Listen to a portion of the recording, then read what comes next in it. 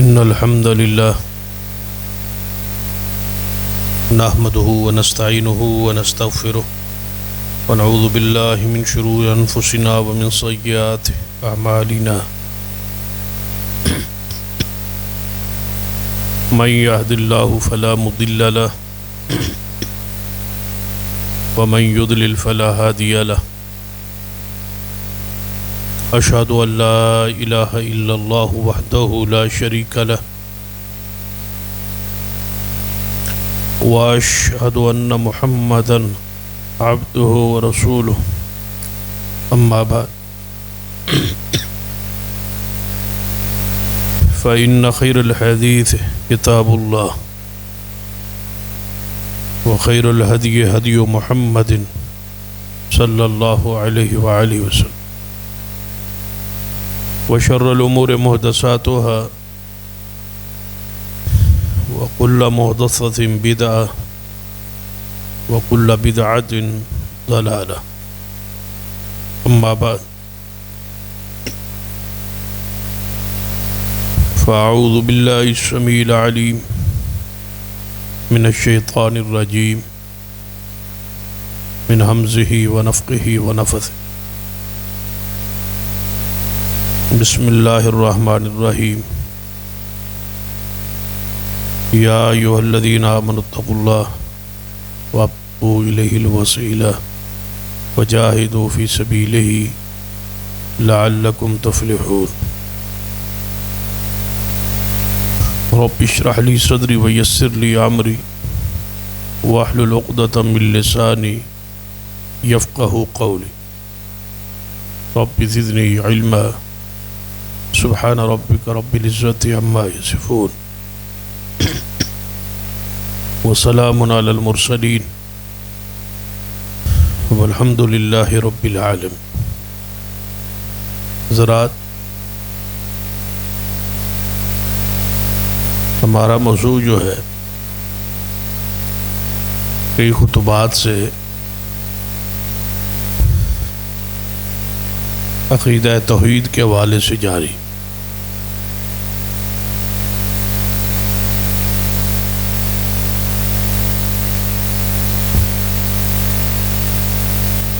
توحید کا اثبات اور شرک کا رد.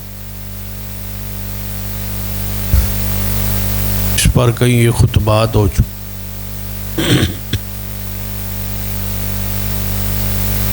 گزشتہ سے پیوستہ خطبہ جمعہ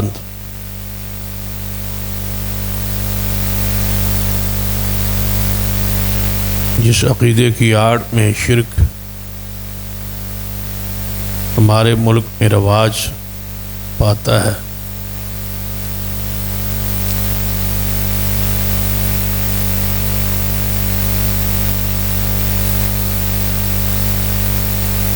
وہ بڑا معروف اور مشہور عقیدہ ہے جسے ہم وسیلہ کہتے ہیں. اس پر ہمارا ایک خطبہ ہو چکا ہے.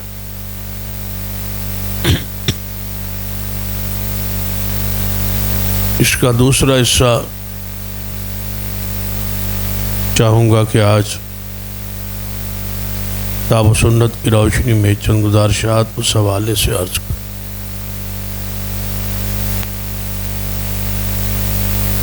کیونکہ ہمارے ہاں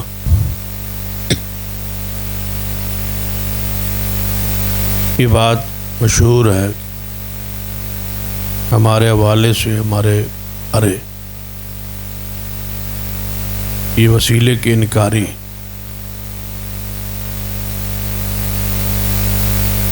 حالانکہ ایسا نہیں ہے.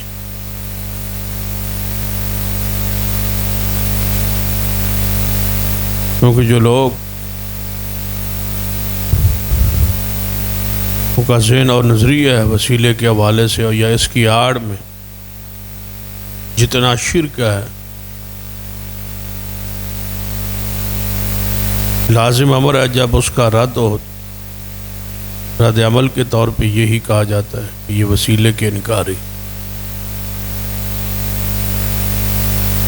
قرآن پاک میں لفظ وسیلہ جو ہے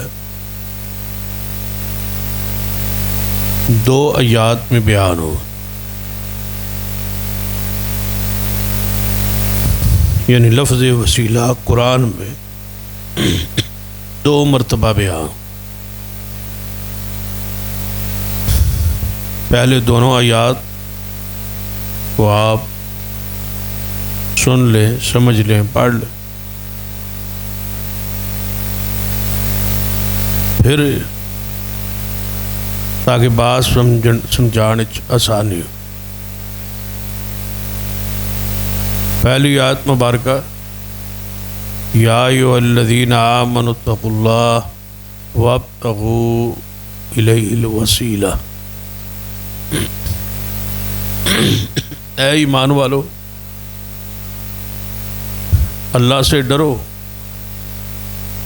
اور اس اللہ کی طرف وسیلہ تلاش کرو۔ وابتغوا الیہ الوسیلہ، اس کی طرف وسیلہ تلاش کرو۔ وجاہدوا فی سبیلہ، اور اس کی راہ میں جہاد کرو۔ لعلکم تفلحون، تاکہ تم کامیاب ہو جاؤ۔ اس آیت میں حکم ہوا کہ اس کی طرف کوئی وسیلہ تلاش کرو، بس یہی حکم ہے اس آیت میں کہ اللہ کی طرف وسیلہ تلاش کرنا ہے۔ تو گویا وسیلہ تلاش کرنا ضروری ہوا، اللہ کا حکم جو ہے، بھلا جس کو اللہ حکم دے اس کے ہم انکاری کیسے ہو۔ اس آیت میں تین چیزوں کا حکم ہے نا، کہ اللہ سے ڈرو، اس کی راہ میں جہاد کرو، اور اسی کی طرف وسیلہ تلاش کرو۔ تو جب ڈرنے کے ہم انکاری نہیں ہے، جہاد کے انکاری نہیں ہے، تو وسیلہ کے انکاری کیسے ہو؟ قرآن جب کہہ رہا ہے، حکم دے رہا ہے کہ وسیلہ تلاش کرو، تو بھلا پھر وسیلہ کے انکاری کیسے ہو؟ دوسری آیت مبارکہ پڑھی،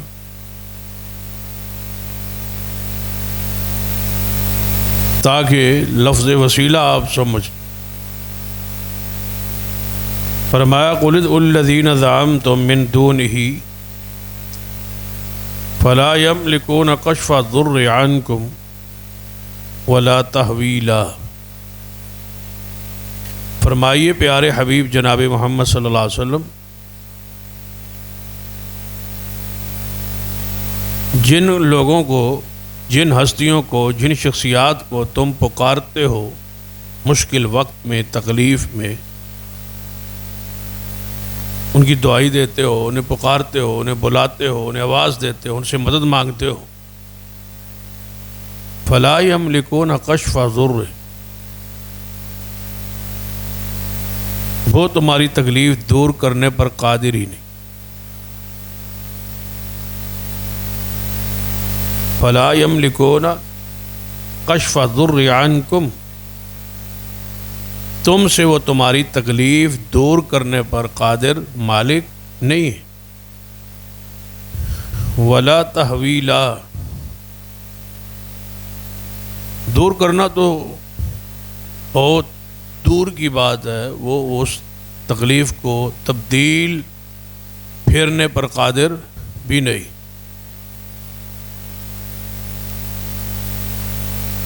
اولئک الذین یدعون یبتغون الی ربہم الوسیلہ، جن کو تم پکارتے ہو، جن کی عبادت تم کرتے ہو، جنہیں آواز تم دیتے ہو، وہ خود اللہ کی طرف وسیلہ تلاش کر رہے ہیں۔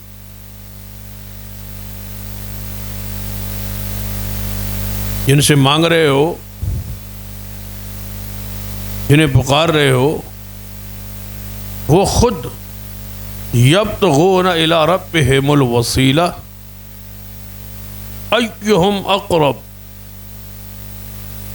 وہ خود اس تلاش میں ہیں کہ کوئی ہمیں وسیلہ مل جائے جس کے ذریعے ہمیں اللہ کا قرب نصیب ہو جائے۔ وَيَرْجُونَ رَحْمَتَهُ، وہ خود اس کی رحمت کے طلبگار ہیں. وَيَخَافُونَ عَذَابَهُ، اور وہ خود اس کے عذاب سے ڈرتے ہیں.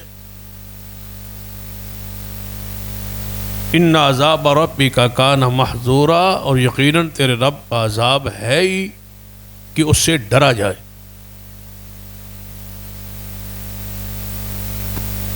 پہلی آیت میں حکم تھا کہ وسیلہ تلاش کرو. دوسری آیت میں فرمایا کہ جن کو تم وسیلہ سمجھ رہے ہو وہ وسیلہ نہیں ہے، وہ تو خود وسیلے کی تلاش میں. اس کی مثال ایسے سمجھو کہ آپ کسی بندے کے پاس کوئی چیز مانگنے جاتے ہیں، آپ کے پاس نہیں ہے. اتفاق سے جس سے آپ جو چیز مانگنے جا رہے ہیں وہ خود اسی چیز کو مانگنے کے لیے آگے گیا ہوا ہے.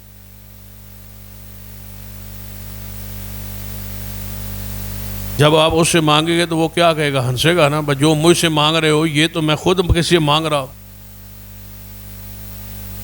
اللہ فرماتا ہے جن کو تم وسیلہ سمجھ رہے ہو یبتغون الی ربہم الوسیلہ، وہ خود اپنے وسیلے، اپنے قرب کے لیے، اللہ کے قرب کے لیے وسیلہ تلاش کرنے نکلے ہوئے.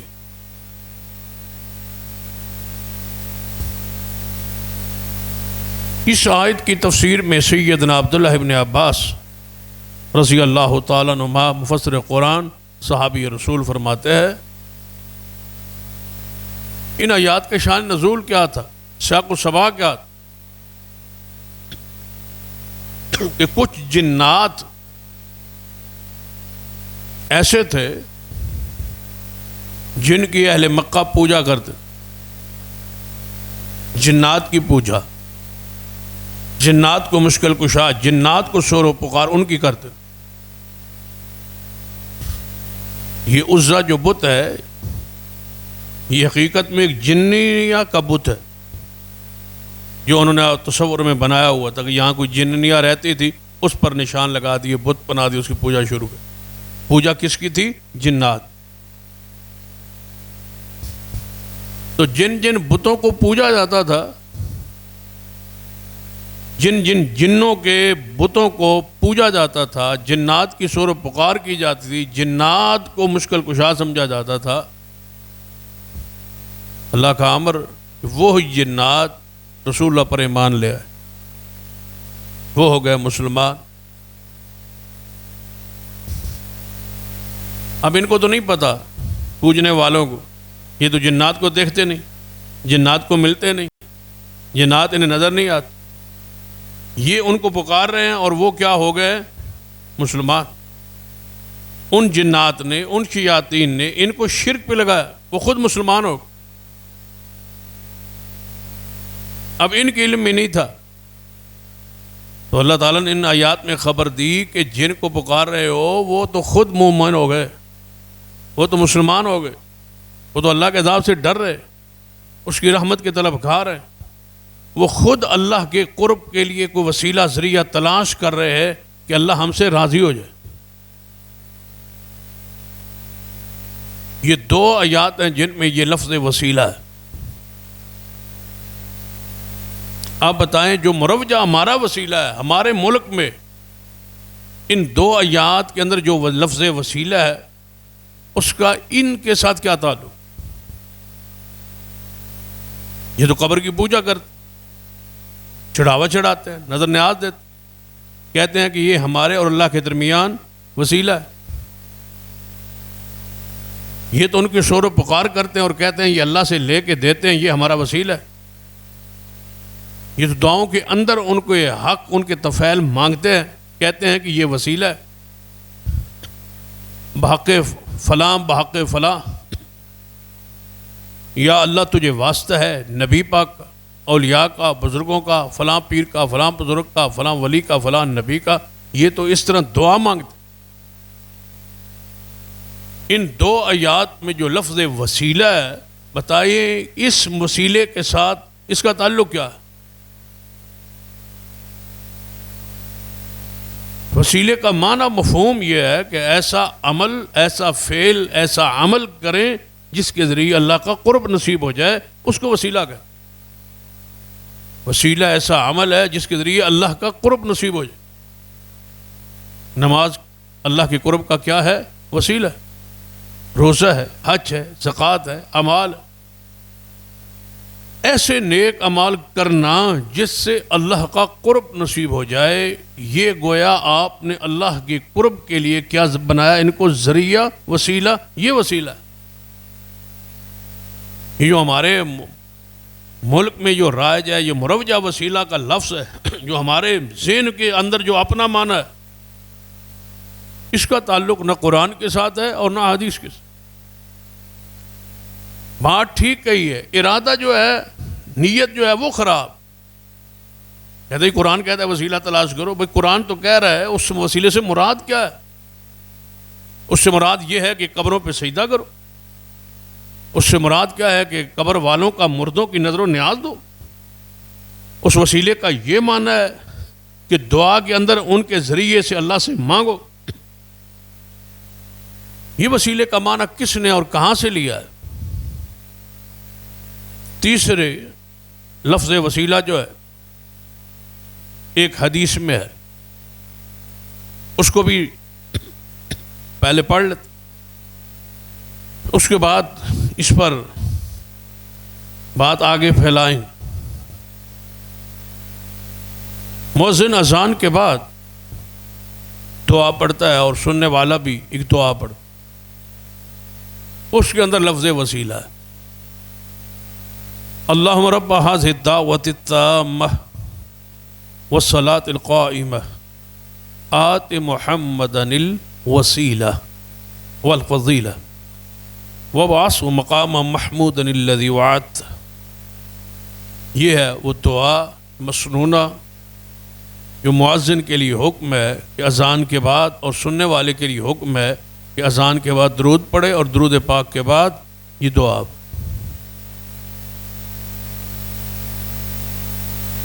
اب اس کا معنی کیا ہے؟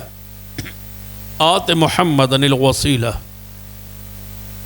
مؤذن دعا کرتا ہے، اذان سننے والا یہ دعا کرتا ہے کہ اے اللہ، میں تجھ سے سوال کرتا ہوں کہ محمد پاک صلی اللہ علیہ وسلم کو وسیلہ دے دے۔ آت محمد الوسیلہ، اے اللہ تو دے محمد مصطفیٰ کو وسیلہ۔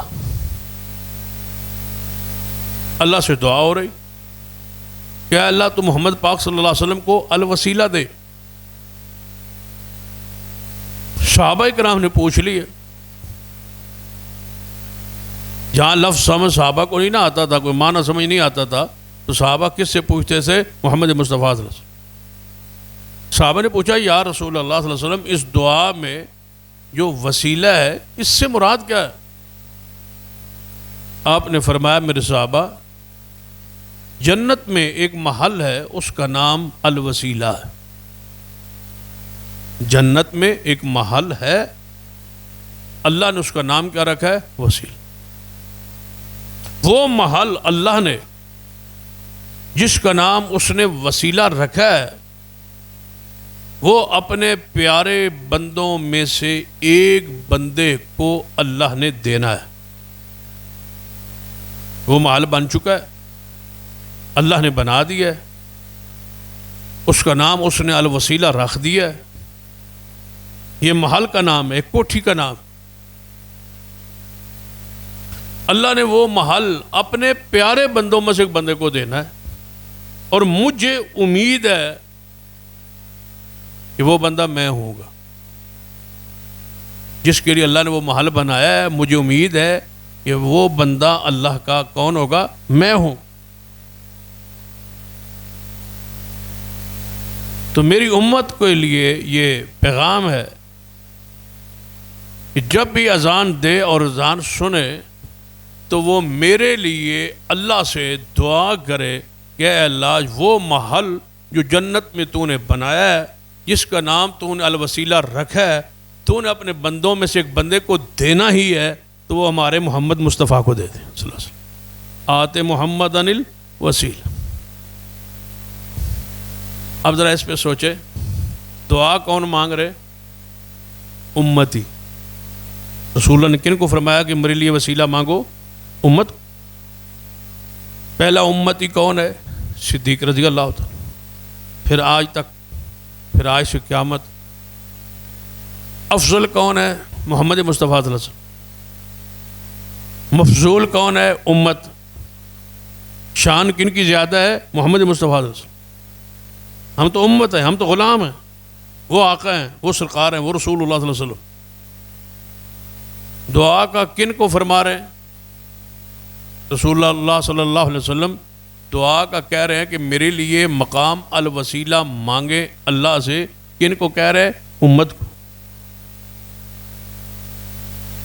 جن کے لیے دعا مانگی جا رہی ہے وہ شان میں، مقام میں، عزت میں ساری مخلوق سے بڑے، اور جو مانگ رہے ہیں وہ گناہگار بھی، وہ خطا کار بھی، وہ مفضول بھی ہے، وہ امت ہے، وہ غلام ہے. کاش کوئی جان اور سمجھ لے کہ دعا کے لیے بڑا ہونا شرط نہیں. دعا وہی مانگ سکتا ہے جو شان میں بڑا ہو. دعا محمد مصطفیٰ کے لیے، جن سے بڑا ہے ہی کوئی نہیں. وَرَفَعْنَا لَكَ ذِكْرَكَ.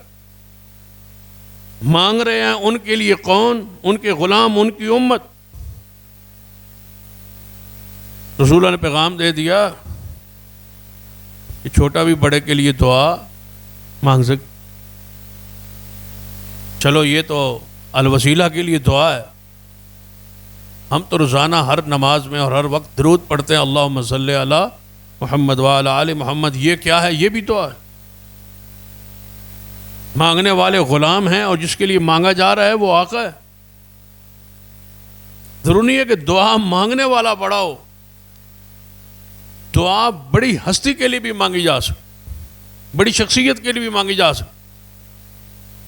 تو نبی علیہ الصلوۃ والسلام فرما رہے ہیں کہ میرے لیے وہ جنت کا محل آپ نے قیامت تک میری امت نے مانگتے رہنا. اب ذرا سوچیں کہ رسول اللہ کے دور سے اذان شروع ہوئی اور آج تک جاری ہے اور قیامت تک جاری رہے گی. اور دنیا میں کہاں کہاں اور کتنی اذانیں ہوتی ہیں، روزانہ ہوتی. بلکہ یہ تو بات ثابت شدہ ہے کہ دنیا کے اندر کوئی لمحہ ایسا نہیں ہوتا اس لمحے کوئی نہ کوئی کسی نہ کسی ملک میں اذان شروع نہیں ہوئی. نیک اذان کا وقت پوری دنیا میں پھرتا رہتا، پھر دوسری اذان کا وقت شروع ہو جائے، وہ اذان کا وقت ختم ہوتا ہے، تیسری نماز کی اذان شروع ہو جائے. تو گویا کوئی لمحہ ایسا نہیں ہوتا جس لمحے محمد مصطفیٰ کے لیے وہ جنت کا محل مانگا نہیں جاتا. بتاؤ کہ دعا اندر برکات کی تھی. یہ بھی یقین ہے کہ اللہ نے محمد مصطفیٰ کو ہی دینا ہے. پھر بھی امت مانگ رہی ہے، مانگ رہی اور قیامت تک مانگتی رہے گی. تو الوسیلہ حدیث میں اس محل کا نام ہے جو اللہ نے محمد مصطفیٰ کو دینا. جہاں لفظ وسیلہ قرآن حدیث میں موجود ہے اس سے مراد یہ مروجہ ہمارے معاشرے میں، ہمارے ملک میں، ہمارے ماحول میں مشہور کرتے یہ وسیلے، ذریعے، ہاڑے، اس سے مراد یہ نہیں. ہاں تو حق ہے کہ وسیلہ تلاش کرنے کا حکم ہے، لیکن جو اس کے آڑ میں مانگا جا رہا ہے یا کیا جا رہا ہے وہ وسیلہ نہیں ہے، وہ شرک ہے. وسیلے کے ہم انکاری نہیں ہے، قائل ہے، لیکن وہ وسیلہ جو قرآن اور سنت کے تابع ہو اس کو سمجھیں اور سمجھائیں بھی تو صحیح. آیت وسیلے کی پڑھیں اور ثابت مردوں کی پوجا کریں. آیت وسیلہ پڑھیں اور غر کریں اور کرائیں شرک، سجدے اور چڑھاوے اور نظر و نیاز قبروں کی، اور کہیں کہ یہ وسیلہ ہے. یہ وسیلہ نہیں ہے، یہ شرک ہے، یہ مکروہات ہیں، یہ کفر ہے. جو اس لفظ وسیلہ یا عقیدہ وسیلے توسل کی آڑ میں یہ جاری کسی کی ذات اور ہستی کا وسیلہ نہیں ہوتا، وسیلہ اعمال کا ہوتا. اور یہ بات قرآن سے ثابت. اللہ فرماتا ہے وما اموالکم ولا اولادکم باللتی تقربکم عندنا زلفا، اللہ فرماتا ہے تمہارے مال اور تمہاری اولادیں کوئی بھی ایسی نہیں ہے جو ہمارے تمہیں قریب کر دیں۔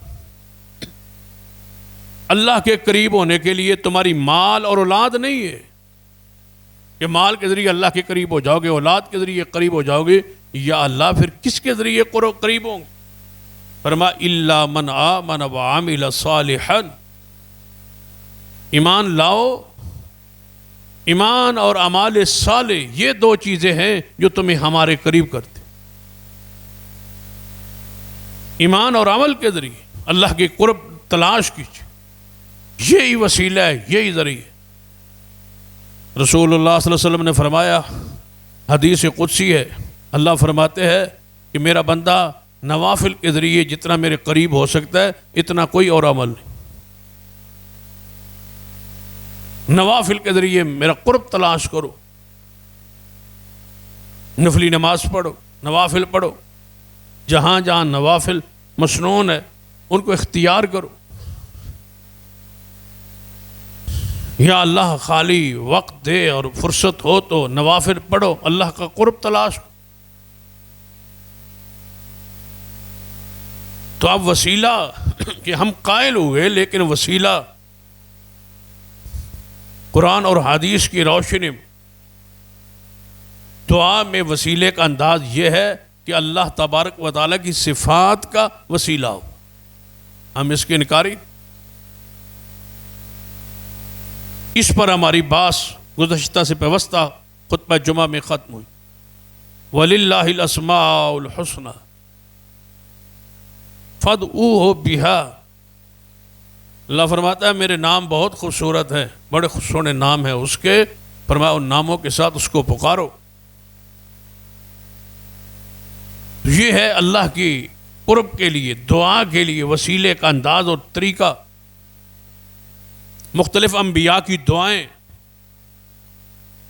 قرآن سے ہم نے پڑھی تھی، کہ انبیاء کی دعاؤں کو پڑھو، ان میں یہ مروجہ وسیلہ ذریعہ نہیں ہے کسی نبی نے یہ کہا ہو کہ یا اللہ تجھے فلاں کا واسطے، فلاں کے وسیلے، فلاں کے توفیل یہ میری دعا قبول کر دے، کوئی ایک ایسی آیت یا کوئی ایسی حدیث نہیں، اس کی صفات کا وسیلہ ہے۔ مثلا پورے قرآن پاک کا خلاصہ اور نچوڑ سورۃ الفاتحہ ہے۔ سورۃ الفاتحہ دعا ہے، پوری کی پوری دعا ہے، اتنی دعا ہے اس کا نام ہی سورۃ الدعا ہے۔ بلکہ علماء احناف نے یہ بات لکھی ہے کہ جنازے کے اندر قرات کی نیت سے تو فاتحہ نہ پڑھیں، لیکن کبھی کبھی دعا کی نیت سے پڑھ لیں، کیونکہ یہ ایک دعا بھی، ہم تو کہتے ہیں نا قرات کی نیت سے بھی پڑھیں، دعا کی نیت سے بھی پڑھیں، دونوں نیتیں حق۔ جنازے میں قرات بھی ہو سکتی ہے اور جنازے میں دعا بھی، لیکن وہ کہتے ہیں کہ صرف دعا کی نیت سے پڑھیں، قرات کی نیت نہ ہو، قرات کی نیت ہوگی تو پھر جنازہ گیا۔ اس کا مطلب ہے دعا تو ہوئی نا، پھر سورہ فاتحہ دعا ہے۔ اب سورہ فاتحہ ساری پڑھیں، اس میں دعائیہ آیت مبارکہ تو آخری دو ہے، 7 آیات پر مشتمل ہے سورہ فاتحہ، اور دعا جو ہے وہ آخری 2 آیتوں میں، پہلی 5 آیات دعا مانگنے کا طریقہ ہے، صفات ہے، بتائیں اس میں کسی کا وسیلہ ذریعہ ہے تو بتا دیں۔ اس لیے یہ دعا کا انداز ہے نا، جنازے میں ہم 4 تکبیرات پڑھتے، پہلی تکبیر میں کیا ہے؟ اس کی حمد، اس کی صفت، اس کی تعریف، پھر اس کے بعد دوسری تکبیر میں کیا ہے؟ درود پاک، تیسری کے بعد کیا ہے؟ دعائے میت کے لیے دعائیں۔ یہی انداز ہے کہ پہلے اس کی صفات کا تذکرہ ہو، اس کی تعریف ہو، اس کی شان ہو، اس کی تمجید ہو، اس کی ثنا ہو، اس کے بعد درود ہو، اس کے بعد دعائیں۔ جنازہ حقیقت میں دعا کرنے کا ایک طریقہ اور سلیقہ سمجھا ہے کہ ہم نے دعا مانگنی کیسے. اب سورۃ الفاتحہ کو پڑھنی اسی نیت سے کہ یہ دعا سکھانے کا ایک انداز اور طریقہ ہے. دعا تو شروع ہوتی ہے کہاں سے؟ اہدنا الصراط المستقیم سے. پہلے کیا ہے؟ اس کی حمد، اس کی صفات. یہ وسیلہ ہے، یہ ذریعہ ہے کہ بسم اللہ الرحمن الرحیم الحمد للہ رب العالمین الرحمن الرحیم مالک یوم الدین ایاک نعبد و ایاک نستعین. تیرے نام کے ساتھ تو مہربان بھی، رحم کرنے والا ہے، سارے جہانوں کا تو پالنے والا. تعریف تیری ہے، رحمان تو ہے، رحیم تو ہے، قیامت کے دن کا مالک تو ہے. ایاک نعبد و ایاک نستعین، عبادت جس کی جائے وہ تیری ذات ہے، جس سے مدد مانگی جائے وہ تیری ذات. اب دعا شروع ہو رہی ہے اہدنا الصراط المستقیم. یہ ہے دعا مانگنے کا انداز اور طریقہ. اب ابراہیم علیہ السلام کی ایک دعا کا ذکر قرآن میں ہے. وہ اللہ سے مانگنا چاہتے ہیں کہ مجھے، میری اولاد کو نمازی بنا دے، مجھے، میرے والدین کو معاف کر. ابھی تک ابراہیم علیہ السلام کا باپ فوت نہیں ہو، ان سے کی مغفرت کی، بخشش کی اللہ نے ابھی تک روکا نہیں ہے، منع نہیں کیا. وہ بعد میں اللہ سے یہ دعا کرنی ہے. تو ابراہیم علیہ السلام تو خلیل اللہ ہے، ان سے پہلے کئی انبیاء گزر گئے. نوح علیہ السلام، کسی نبی کا دعا میں حوالہ، وسیلہ، ذریعہ، بحق، تفعیل کہہ سکتے تھے. یہ سارے الفاظ آج نہیں مولویوں کو نازل ہو گئے، انہوں نے نہیں سکھائے. یہ سارے الفاظ تو عربی میں موجود ہیں، کہے جا سکتے تھے، مانگے جا سکتے تھے. لیکن ابراہیم علیہ السلام نے ایسا نہیں کیا. دعا مانگنے کا انداز دیکھیں. مانگنا ہے اپنے لیے، اپنے والدین کے لیے، اپنی اولاد کے لیے، لیکن دعا کی ترتیب دیکھے ابراہیم علیہ السلام. تبھی اللہ نے فرمایا محبوب محمد صلی اللہ علیہ وسلم ابراہیم علیہ السلام کی عقیدے میں پیروی کیجیے، اختیار کیجیے ان کا عقیدہ. دعا مانگنا چاہ رہے انداز ذرا دیکھیں. ربنا انک تعلم، یہ دعا کا انداز. کاش ہمیں اللہ سے مانگنا نہیں آتا، کسی نے سکھایا نہیں ہے، تو پھر اسی سمجھنے با شاید قبر والے دے ذریعے اللہ تعالیٰ ساری دعا سندا ہوئے تو قبول کردا ہوئے تو دے چھڑدا ہو. تعارف ہی نہیں ہے، نہ اس سے پہچان ہی نہیں، اس کی معرفت ہی نہیں. انداز دیکھے ابراہیم علیہ السلام کا مانگنے کا، بے تکلفی کا انداز، رب کا تعارف، رب کی پہچان، اس کی حمد شروع ہو رہی ہے. ربنا انک تعلم، اے ہمارے رب بے شک تو ہے جانتا. اس کو بلا پکارے تو صحیح، اس انداز سے پکارے.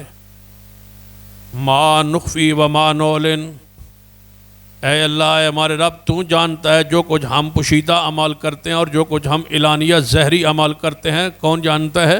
تو جان. یہ مانگنے کا انداز ہے، طریقہ ہے اس کو خوش کرنے کا. وما یخفی علی اللہ من شیء فی الارض ولا فی السماء، اے ہمارے رب تیری وہ ذات جس پر کوئی چیز پوشیدہ نہیں، کوئی مخفی نہیں، نہ زمینوں میں نہ آسمان میں. بتائیے کہاں ہے وہ؟ یا اللہ تجھے شہداء کربلا کے خون کا واسطہ ہے. کہاں ہے یا اللہ فلاں بزرگ کا واسطہ، فلاں کا وسیلہ، فلاں کا ذریعہ. قرآن کو پڑھو. وما یخفی علی اللہ من شیء فی الارض ولا فی السماء،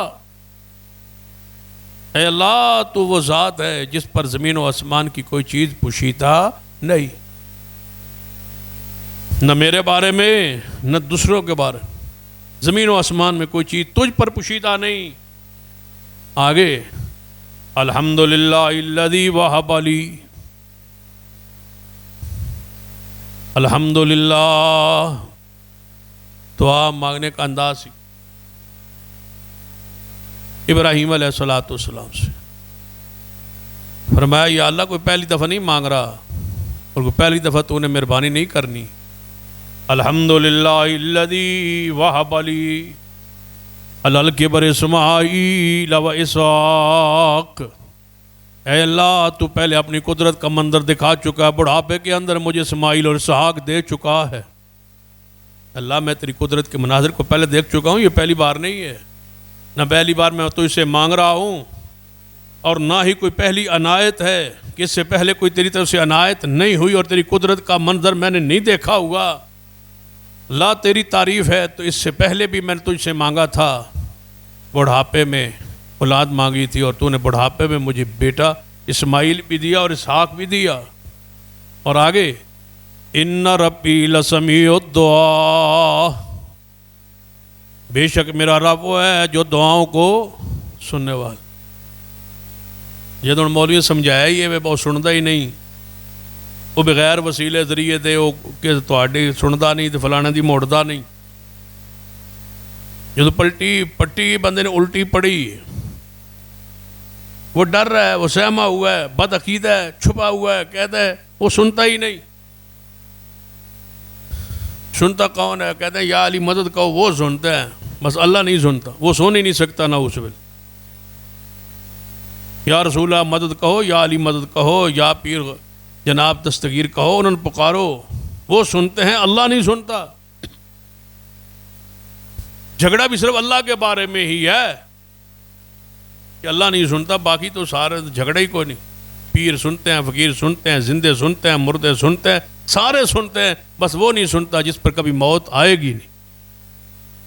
وہ نہیں سنتا جس نے اس کو بنایا ہے کہنے والے کو کہ وہ اللہ نہیں سنتا.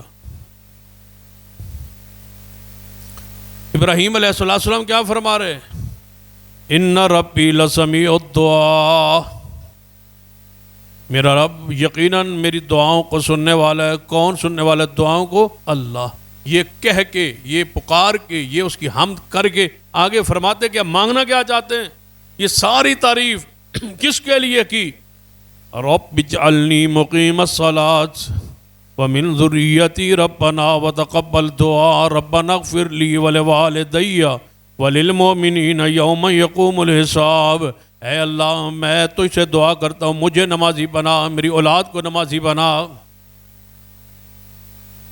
رب اجعلنی مقیم الصلاۃ ومن ذریتی ربنا وتقبل دعا. اے میرے رب, دعاؤں کو کون قبول کرتا ہے؟ ربنا وتقبل دعا, دعاؤں کو تو ہی قبول کرتا.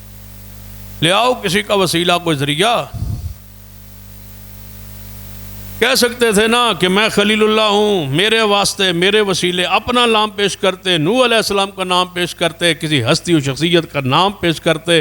نہیں ہے, اللہ کی قسم سارا قرآن تمہارے شرکی دعاؤں سے خالی. قرآن انکار کر رہا ہے, قرآن تمہارے عقیدے کی حمایت نہیں کرتا. ربنا وتقبل دعا ربنا اغفر لی ولوالدی وللمؤمنین یوم یقوم الحساب. اے اللہ تم میرے والدین کو, مجھے, میرے والدین کو, اہل ایمان کو معاف کر دے. اور یہاں لکھا مفسرین ابراہیم علیہ السلام کی غیرت دیکھی. باپ مسلمان نہیں ہے نا, باپ مومن نہیں ہے. دیکھ لو ونڈ کے میں پائی ابراہیم علیہ السلام نے, ربنا اغفر لی ولوالدی وللمؤمنین. مشرک باپ کو مومنوں کے پکیدہ لفظ میں شامل بھی نہیں. اللہ مجھے معاف کر, میرے والدین کو معاف کر, اور مومنوں کو معاف کر. پھر کیا ہوا؟ اللہ نے جواب ارشاد فرمایا, ابراہیم تیری دعا قبول ہے. ساری نہیں, وہ بے نیاز ہے. فرمایا ربنا اغفر لی قبول ہے, وللمؤمنین قبول ہے, لیکن جو درمیان میں ہے نا ربنا اغفر لی ولوالدی, یہ نہیں منظور. اور اے ابراہیم آئندہ کے لیے اپنے باپ کے لیے مجھ سے مانگنا بھی نہیں، روک رہا ہوں، منع کر رہا ہوں، آئندہ اپنے باپ کے لیے دعا نہیں کرنی۔ لوگ کہتے ہیں نا کہ آپ جناب تسی دعا ہی نہیں کرتے کسی واسطے، بھائی دعا کی معیار پہ تو آئیں۔ ابراہیم علیہ السلام کو تھوڑا سا جھٹکا تو لگا ہوگا جب اللہ نے کہا ہوگا کہ آج کے بعد باپ کے لیے دعا نہیں۔ کوئی بندہ آئے اور اس کا باپ کی عقیدہ ٹھیک نہ ہو اور میں اس کو کہوں کہ تیرے باپ کے لیے میں نہیں دعا کرتا، جھٹکا تو لگے گا نا، تکلیف تو ہوگی، ناراضگی تو ہوگی، غصہ تو ہوگا۔ اور مولوی صاحب نے عجیب میرے ابے لیے دعا ہی نہیں کی۔ جب رب نے کیا ہوئے گا کہ ابراہیم آج کے بعد مجھ سے نہیں مانگنا اپنے باپ کے بارے میں، آپ کا باپ جہنم میں جائے گا، پھر جھٹکا تو لگاؤ۔ پھر قرآن پڑھیے، ابراہیم علیہ السلام کے بارے میں رب نے بطور تعریف فرمایا کہ میرا ابراہیم میرا اتنا مطیع تھا، اتنا فرما بردار تھا، جب میں نے اس کو روکا اس کے بعد اس نے کبھی اپنے باپ کے لیے مجھ سے نہیں مانگا، پھر اس نے نہیں مانگا اللہ سے۔ یہ ہے وہ وسیلہ، یہ ہے وہ ذریعہ، عقیدہ اللہ کی اسماء و صفات کا واسطہ وسیلہ ڈال کے اس کی تعریف کر کے اس کی حمد بیان کر کے انبیاء کی سنت کے مطابق اللہ سے مانگے، یہ وسیلہ۔ پڑھیے سورہ یوسف، یوسف پیغمبر ہیں، اللہ سے مانگنا چاہتے ہیں دعا، تو انداز دعا پہ ذرا غور کر لیں، کیا فرمایا؟ فاطر السماوات والارض انت ولی فی الدنیا والآخرہ، یہ ہے وہ تو۔ اے اللہ تو آسمانوں کو پیدا کرنے والا، زمین کو بنانے والا، تو ہی قرساز دنیا میں اور آخرت میں۔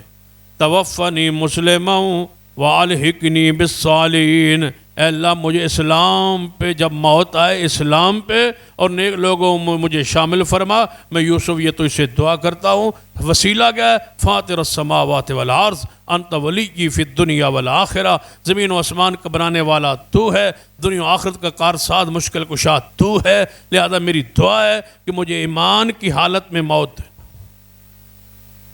یہ وہ انداز ہے جو اللہ نے قرآن میں بیان کیا ہے، یہ ہے وہ وسیلہ، یہ ہے ذریعہ جس کے ہم قائل ہیں۔ جو قرآن وسیلہ پیش کر رہا ہے وہ یہ ہے۔ ایسے دعا شروع ہوندی اللہ کی پناہ، کہاں سے وسیلہ؟ فلاں کے طفیل، فلاں کے طفیل، فلاں کے بزرگ، فلاں کے بحق، دعا مانگ مانگ کے کوئی ایسا جملہ نہیں ہے جس میں اللہ کے ساتھ کسی کو شریک نہ کیا۔ اس لیے پڑھیے فتح عالمگیر فقہ حنفی کی کتابیں معتبر پڑھ لیں، عالمگیری پڑھیے، قدوری پڑھیے، کنز الدقائق پڑھیے، ساری کتابوں میں لکھا ہوا ہے۔ چلو کوئی قرآن کی اور حدیث کی نہیں مانتا تو اپنی فقہ کی کتابوں کو ماننے، لکھا ہوا ہے ان ساری کتابوں میں کہ اللہ کے سامنے دعا میں کسی کا حق اور فلاں طفیل کہنا یہ مکروہ ہے، تحریمی ہے، حرام ہے۔ کیوں؟ آج لکھا ہوا لا حق للمخلوق علی الخالق، اللہ پر مخلوق کیا مخلوق کا اللہ پر کوئی حق نہیں۔ بحق کیا کہتے ہیں؟ ہم کہتے ہیں نا کسی کے پاس سفارشی جاتے ہیں تو کیا کہتے ہیں؟ یار میں اس کی سفارش لے کے تیرا میرا تعلق ہے، تو میرا رشتہ دار ہے، یا میں تیرا استاد ہوں، میں نے تجھے پڑھایا ہے، میں تجھے سمجھایا ہے، یا میرا تجھ پر احسانات ہے، میں نے تیری مدد کی فلاں موقع پہ کی، مال کی اخلاقی مدد کی، فلاں مدد کی، لہذا میں آج سفارشی بن کے آیا ہوں۔ اللہ فرماتا ہے پوری مخلوق کا مجھ پر کوئی حق ہے تو بتاؤ۔ مجھے کسی نے بنایا ہے؟ نہیں۔ میرا کوئی باپ ہے؟ نہیں۔ میرے کوئی ماں ہے؟ نہیں۔ میری کوئی اولاد ہے؟ نہیں۔ میرا کوئی قبیلہ رشتہ دار ہے؟ نہیں۔ میں کوئی محتاج ہوں؟ نہیں۔ مجھ پہ کوئی زوال ہے؟ نہیں۔ میں کوئی بیمار ہوتا ہوں یا سوتا ہوں؟ نہیں۔ مجھے کل تمہاری تعاون کی مدد کی ضرورت ہے؟ نہیں۔ میرے خزانے میں کوئی کمی ہے؟ نہیں۔ کوئی چیز ہے جو میرے پاس نہ ہو؟ یا اللہ نہیں۔ فرمایا تجھ کا مجھ پر کوئی حق ہے تو بتاؤ،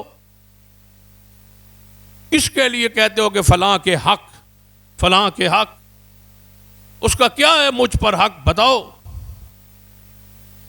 جب میں نے آسمان اور زمین بنائے تھے تو میں نے اس سے مدد لی ہے؟ نہیں۔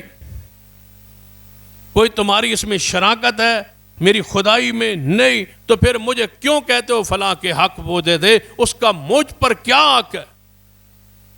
سن لو، اللہ پر مخلوق کا کوئی حق نہیں بنتا، صرف اللہ فرماتے ہیں میرے بندے کا مجھ پر صرف اتنا حق ہے کہ وہ شرک نہ کرے، تو میرا مجھ پر حق ہے کہ میں نے یہ حق اپنے اوپر خود واجب کیا ہے، کسی نے نہیں کہا، میں نے واجب کیا ہے کہ میں اس کو جہنم کا عذاب نہ دوں، بس۔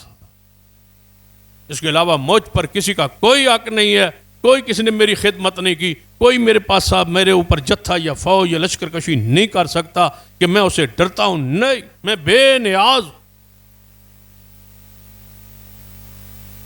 بحق فلاں بتفعیل فلاں، یہ دعا کفریہ اور شرکیہ ہے، یہ دعا نہیں ہو سکتی۔ دعا کے اندر خالص اس کی صفات، اس کی ذات کا وسیلہ اور ذریعہ ہو۔ اللہم انی اسألک، انی اشہد انک انت اللہ لا الہ الا انت۔ اے اللہ میں تو اسے سوال کرتا ہوں، میں گواہی دیتا ہوں کہ تو ہی اکیلا اللہ ہے۔ الاحد الذی صمد الذی لم یلد ولم یولد ولم یکن لہ کفوا احد۔ یہ ہے وہ دعا، ساری حدیث پڑھے، ساری وہ حدیث جو دعاؤں پر مشتمل ہیں وہ پڑھیں، کسی ایک میں کوئی کسی کا بحق تفعیل لفظ کا موجود ہو تو لائی، ایسا نہیں۔ اللہ ایسے وسیلے سے پاک ہے کہ اس کو کوئی حق جتا کے کہے کہ میرا تجھ پر یہ حق ہے، میں نے یہ تجھ پر احسان کیا ہوا ہے لہذا مجھے دے۔ یہاں تو سب سے اعلیٰ ہستی محمد مصطفیٰ بھی اللہ کے سامنے جھکے ہوئے، عاجز ہے، اس کے بندے، اشہد ان محمدن عبدہ ورسولہ۔ وہ تو روتے تھے، اور کہاں وہ بات یاد آئی، شیخ الاسلام مولانا ثناء اللہ مرسلی رحمۃ اللہ علیہ فرمایا کرتے تھے جب میں نبی علیہ السلام کے حسن کو، جمال کو، شان کو، معجزات کو پڑھتا ہوں نا، حضور کی شان کا چیپٹر کھولتا ہوں اور پڑھتا ہوں کتابوں میں، قرآن میں، حدیث میں، فرمایا کرتے تھے ہمارا جی کرتا ہے کہ میں اس محمد کو معبود کہوں اور معبود سمجھوں، اتنی بڑی شان، اتنے معجزات، اتنے کمالات۔ لیکن فرمایا کرتے تھے جب میں ان کی شان کے چیپٹر کو بند کر کے اس پیغمبر کی عبادت، عاجزی اور انکساری کے چیپٹر کو کھولتا ہوں، یہ بھی عرب کے ریگستانوں میں اپنی زلفیں مبارک بکھیر کے سجدہ ریز ہیں، چٹانوں پر، ریتوں پر، پتھروں پر، مٹی پر، اور فرما رہے سبحان ربی الاعلیٰ۔ اس وقت میں کہتا ہوں ثناء اللہ، معبود یہ نہیں ہے، معبود وہ ہے جس کو یہ بھی کہہ رہا ہے سبحان ربی الاعلیٰ، معبود وہ ہے۔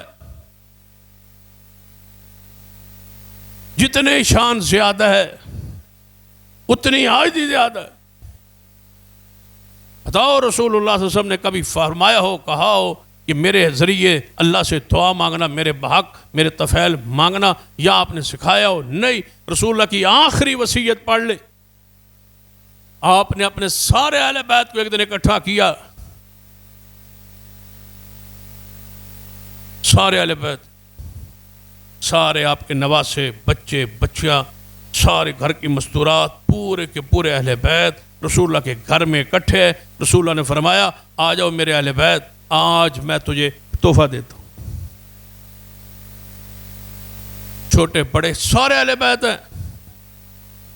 اللہم صلی علی محمد وعلی آل محمد۔ یہ اہل بیت، یہ رسول اللہ صلی اللہ علیہ وسلم کے وجود کے حصے اور ٹکڑے، کون ان کی عظمت کا انکار کر سکتا؟ سارے موجود۔ فرمایا جب میں دنیا سے ہو سکتا ہے چلا جاؤں، اور جب میں دنیا میں نہ ہوں نا تو میں تمہیں چاہتا ہوں کہ ایک وظیفہ اور ایک دعا دے جاؤں، دعا کا طریقہ سکھا جاؤں، ایک وظیفہ تمہیں دے جاؤں، جب بھی تجھے کوئی مشکل اور مصیبت یا دکھ آئے آپ نے یہ رب سے کہنا ہے۔ یہ موقع تھا رسول اللہ فرما سکتے تھے کہ میرے جانے کے بعد جب تجھے ضرورت پڑے تو میرے بحق میرے طفیل دعا مانگنا ہے کہ اے اللہ محمد پاک کے طفیل، محمد پاک کے وسیلے، محمد پاک کے بحق یہ چیز ہمیں عطا کر دے۔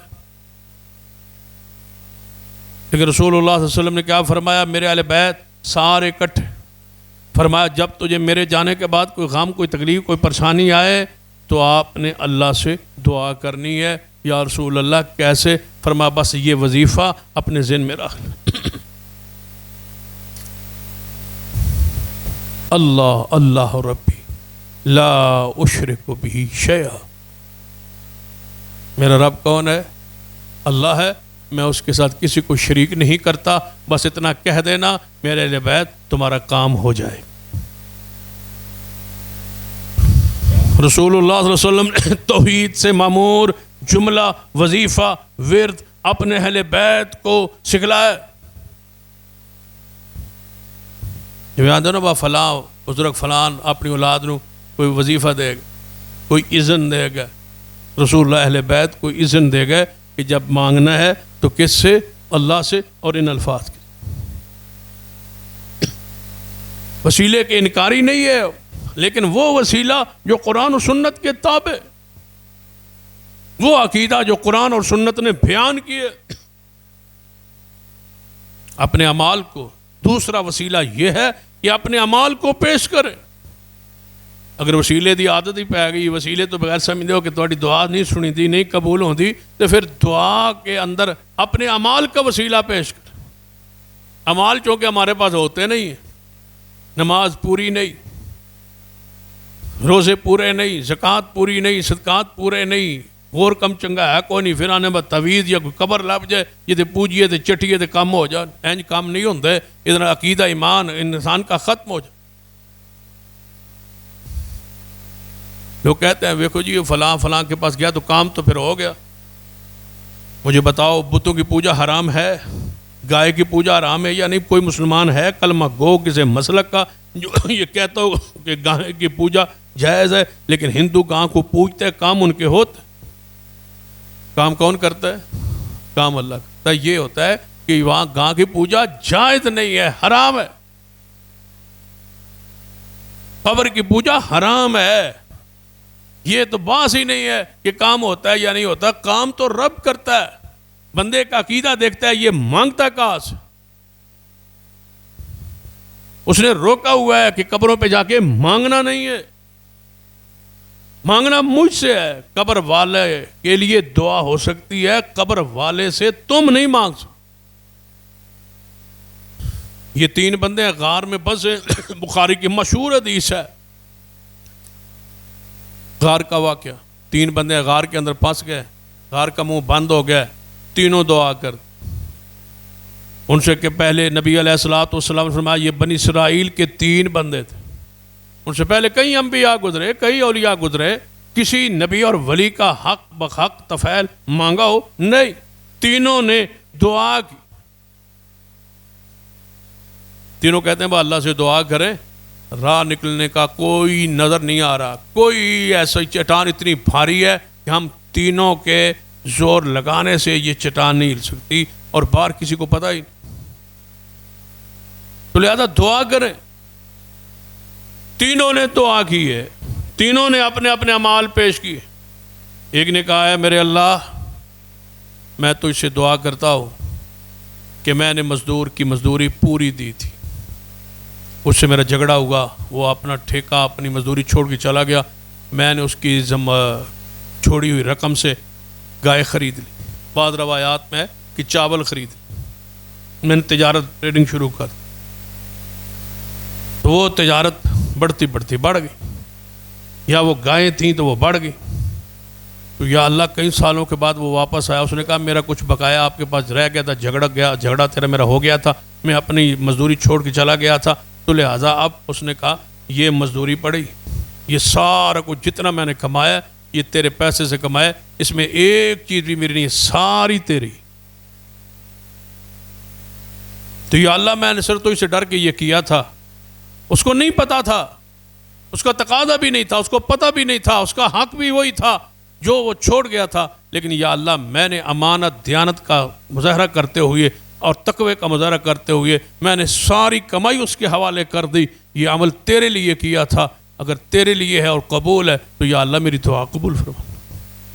دوسرا کہتا ہے یا اللہ میں بدکاری سے زنا سے بچا تھا صرف تجھ سے ڈر کے، مگر عورت میرے پاس آ گئی تھی، معاوضہ اس کا طے ہو گیا تھا، معاوضہ میں نے اس کے حوالے کر دیا تھا، وہ میرے کمرے میں آ گئی تھی، میں اس کے پاس بیٹھ گیا تھا، لیکن مجھے تیرا اس وقت اچانک خیال ڈر آیا تو میں زنا سے بچ کے پیچھے ہٹ گیا، اے اللہ اس پتھر کو ہٹا دے۔ تو بغیر کسی وسیلے اور ذریعے کے دعا کو قبول کر کے اللہ نے پتھر کو خود اپنے عامر سے وہاں سے ہٹایا۔ تیسرا کہتا ہے یا اللہ میں والدین کے سرانے ساری رات کھڑا رہا تھا، تیری رضا کے لیے اپنی اولاد کو دودھ نہیں پلایا تھا، والد کو دودھ پلانے کے لیے، والدہ کو دودھ پلانے کے لیے ساری رات سرانے کھڑا، جگایا ہی نہیں، تو یا اللہ میرا عمل قبول ہے۔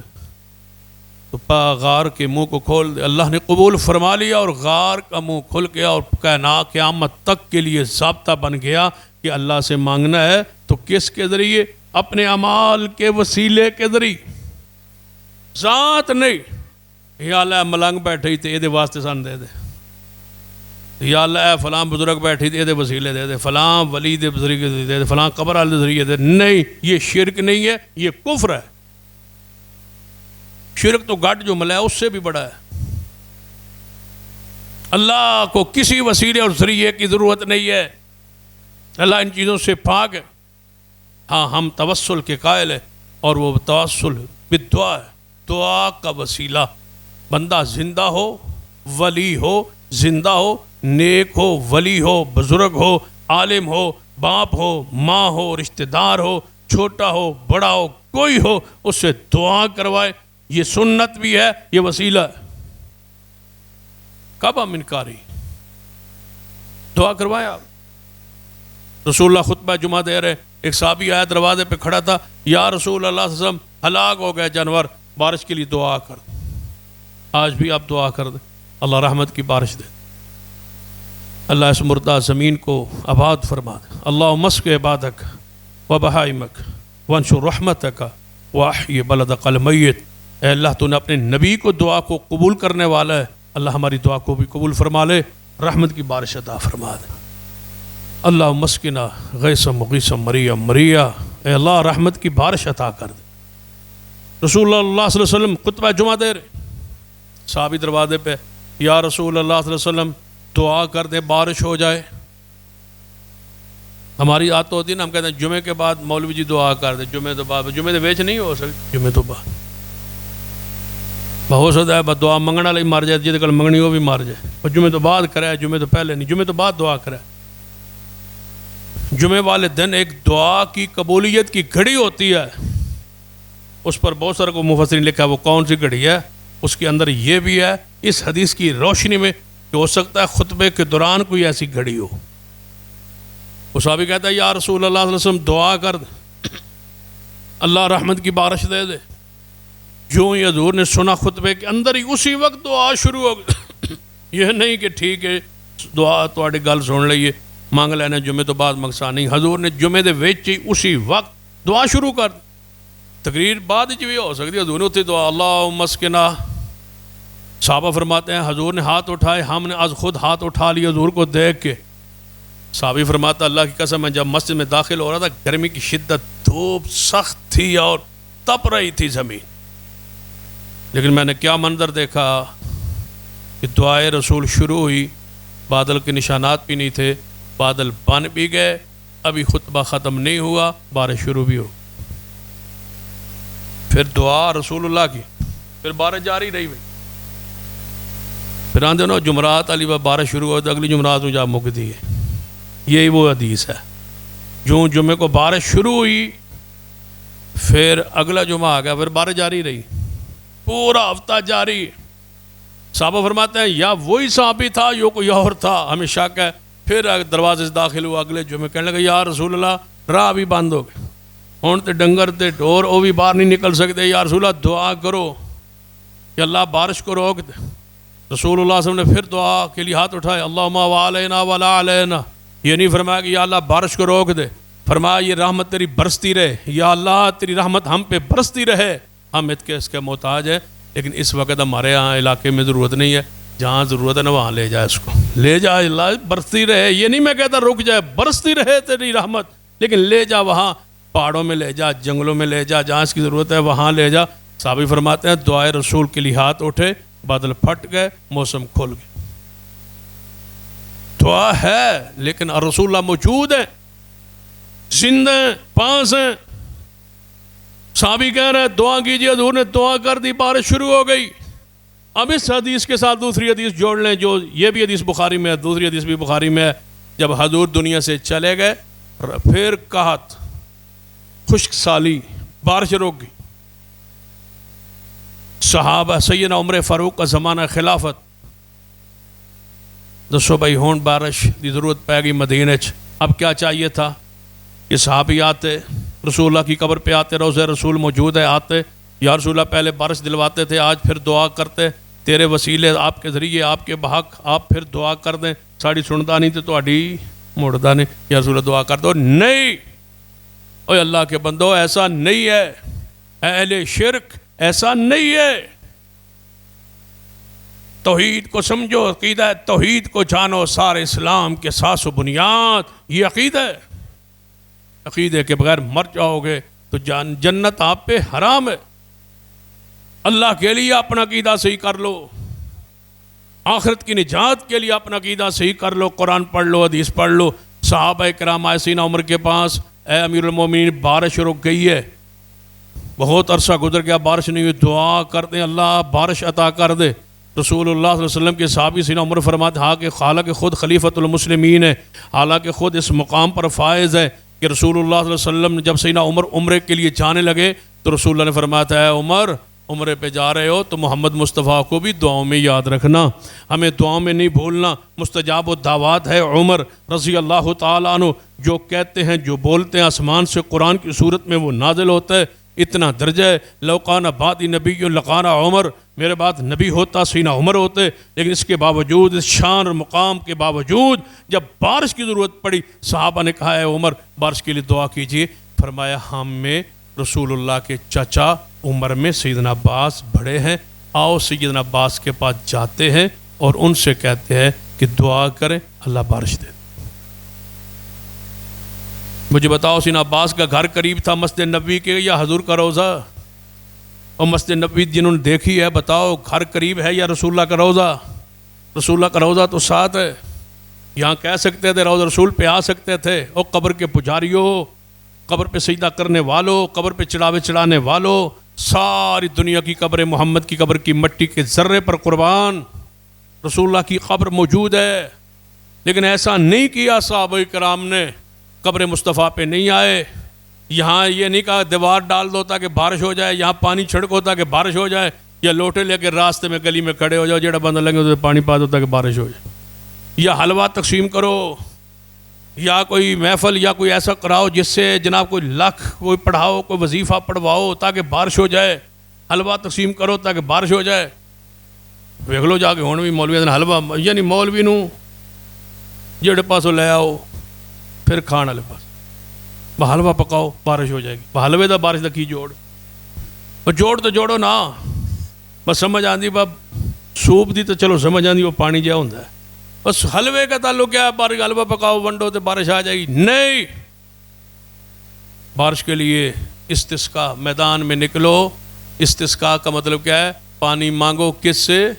اللہ سے، اور ہاتھ الٹے کر کے، ایسے نہیں، ہاتھ الٹے کر لے امام، وہاں خطبہ دے، وعظ کرے، لوگوں تبلیغ کرے، 2 نفل پڑھے اور دعا پھر مانگے، اپنے ہاتھوں کو الٹا کر کے اشارہ کرے کہ یا اللہ اس زمین کو کس کی ضرورت ہے؟ پانی کی۔ الٹے ہاتھوں سے دعا مانگے اللہ سے، ہاتھ ایسے کر کے دعا مانگے۔ عام دعا کے لیے ہاتھ اوپر ہیں، بارش کے لیے ہاتھ الٹے، یا اللہ بارش دے دے، بارش دے دے۔ صحابہ کرام سیدنا عباس کے پاس آ گئے، اے عباس آپ رسول اللہ کے چاچا ہیں، اللہ سے دعا کریں۔ سیدنا عباس نے ہاتھ اٹھایا، فرمایا اللہ پہلے ہم تجھ سے بارش مانگتے تھے، کس کی؟ دعا کے وسیلے سے، محمد مصطفیٰ سے، ان سے وسیلہ لیتے تھے، ان سے دعا کا وسیلہ کرواتے تھے، ان سے کہتے تھے، وہ دعا کرتے تھے۔ اب تیرا رسول ہم میں موجود نہیں، اب میں ان کا چچا، میں ان میں بڑا، یہ میرے پاس آئے، میں تجھ سے دعا مانگتا ہوں، اے اللہ بارش دے دے۔ ولی ہو، زندہ ہو، موجود ہو، پاس ہو، غیب نہ ہو، حاضر ہو، زندہ ہو، اس سے دعا کروانا یہ وسیلہ ہے، یہ جائز ہے، یہ مشروع ہے۔ فوت ہو جائے تو پھر اس کی قبر پہ جا کے دعا اس سے کروائی نہیں جا سکتی، یہ وسیلہ حرام ہے، یہ وسیلہ جائز ہے جو ہم نے بیان کیا۔ مزید آئندہ خطبہ میں اللہ سے عمل کی دعا کرتے، اللہ ہمارے عقیدے کی اصلاح فرما دے۔ اقول قولی ھذا واستغفر اللہ لی ولکم ولسائر المسلمین وآخر دعوایا الحمد للہ رب العالمین۔